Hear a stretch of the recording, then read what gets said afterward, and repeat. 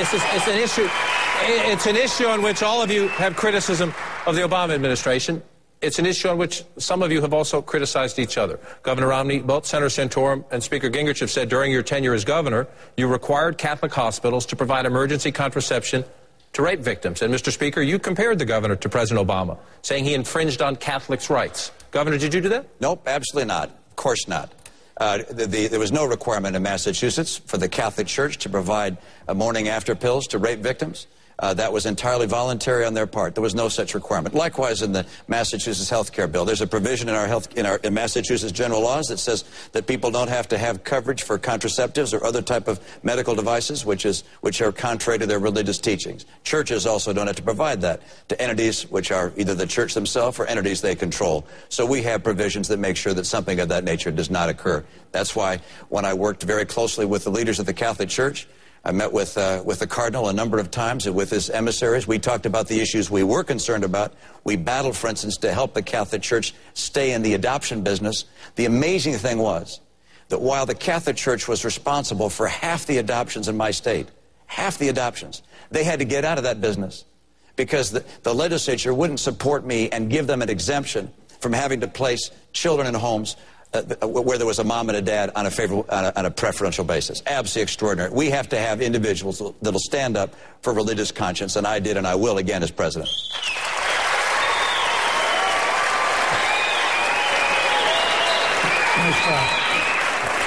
Mr. Speaker? Well, the reports we got were quite clear that the Public Health Department was prepared to give a waiver to Catholic hospitals about a morning after abortion pill, and that the governor's office issued explicit instructions saying that they believed it wasn't possible under Massachusetts law to give them that waiver. Now, that was the newspaper reports that came out. That's something that both Senator Santorum and I have raised before. But I want to go a step further, because this makes a point that Ron Paul's been making for a generation and that people need to take very seriously.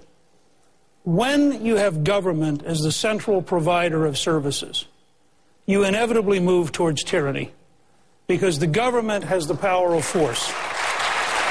You inevitably, and I think this is true whether it's Romney Care or Obamacare or any other government centralized system, you inevitably move towards the coercion of the state, and the state saying, if you don't do what we, the politicians, have defined, you will be punished, either financially or you'll be punished in some other way, like going to jail.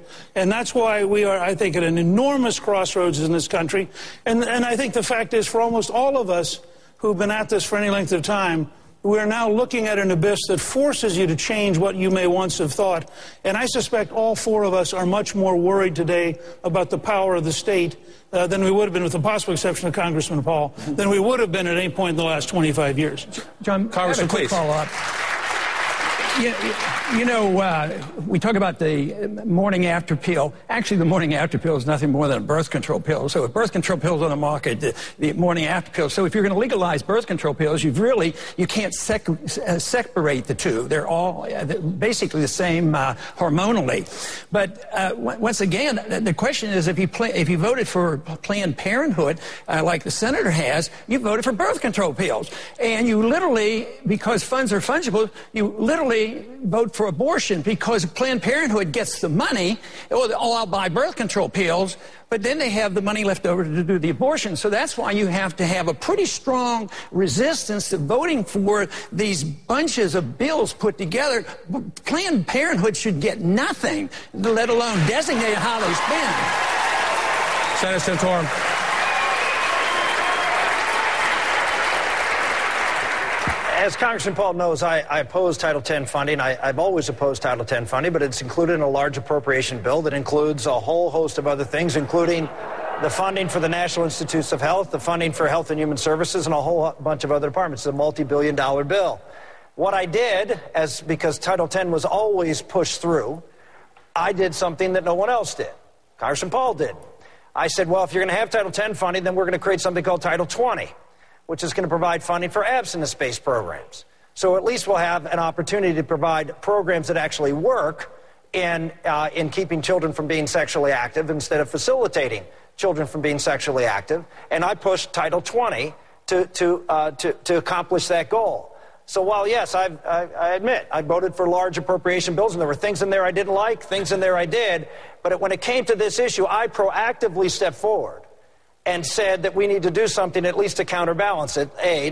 B, I would say that I've always been very public, that as President of the United States, I will defund Planned Parenthood. I will not sign any appropriation bill that funds Planned Parenthood.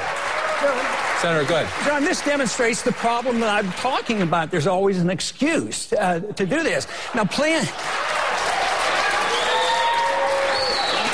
Title 20, I don't know whether you inferred that I would support Title 20 for abstinence. No, it would cost money as a program. It's not a program of the federal government to get involved in our lives this way. If you want laws like that, maybe to say, but the federal government shouldn't even be spending money on abstinence. That's way too much more. I don't see that in the Constitution anyway. Just a brief comment.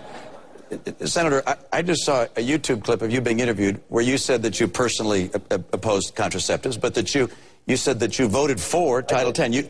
But you used that as an argument, saying this is something I did proactively. You didn't say this is something I was opposed to. It was something I would have done. You said this in a positive light. I voted for Title 10. I think I was making it clear that while I have a personal more objection to it, even though I don't support it, that I voted for bills that included it. And I made it very clear in subsequent interviews that I don't support that. I've never supported it. And on an individual basis have voted against it. That's why I proposed Title 20 to counterbalance it. So, Governor Romney, I can just say that we were talking about this issue before of religious conscience and protections. But this is the whole reason this issue is alive is because of the bill that you drafted in Massachusetts, Romney Care, which was the model for Obamacare and the government takeover of health care. Wait a second. And there was a study that just came out. There was a study just came out about 10 days ago, 2 weeks ago, that listed 15 ways in which Romney Care was the model for Obamacare. Everything from individual mandates, everything from fines. Yours is different. You required businesses over 10 employees. President Obama's is over 50 employees. But there is and even the drafter of your bill, when they were working on Obama's bill, said that in fact it was the model. So here we have, as Newt said, the real fundamental issue here is government coercion. And government coercion, when you give governments a right to be able to take your responsibility to provide for your own health and care and give it to the government. That's what Governor Romney did in Massachusetts. He would be let's say, it would be a difficult task for someone who had the model for Obamacare, which is the biggest issue in this race of government control of your lives, to be the nominee of our party. You would take that issue completely off the table. Governor, take 30 seconds to respond, and I want to move the conversations on. Much longer than 30 seconds. I hope that's a long answer. First of all, let's not forget that 4 years ago, well after Romney Care was put in place, 4 years ago, you not only endorsed me, you went to Laura Ingraham and said, and this is the guy who is really conservative and we can trust him. Let's not forget you said that, number one. Number two, under the 10th Amendment, states have the rights to do things that they think are in their best interest. I know you agree with that. But let's point this out. Our bill was 70 pages. His bill is 2,700 pages. There's a lot in those 2,700 pages I don't agree with. And let me tell you, if I'm president of the United States, I will repeal Obamacare for a lot of reasons. One, I don't want to spend another $1 trillion. We don't have that kind of money. It's the wrong way to go. Number two, I don't believe the federal government should cut Medicare by some $500 billion. Number three, I don't think the federal government should raise taxes by $500 billion, and therefore I will repeal Obamacare. And let me mention one more. The reason we have Obamacare is because the senator you supported over Pat Toomey in Pennsylvania, Arlen Specter, the pro-choice senator of Pennsylvania that you supported and endorsed in a race over Pat Toomey, he voted for Obamacare. If you had not supported him, if we had said no to Arlen Specter, we would not have Obamacare. So don't look at me. Take a look in the mirror. Well, Senator, please, quickly.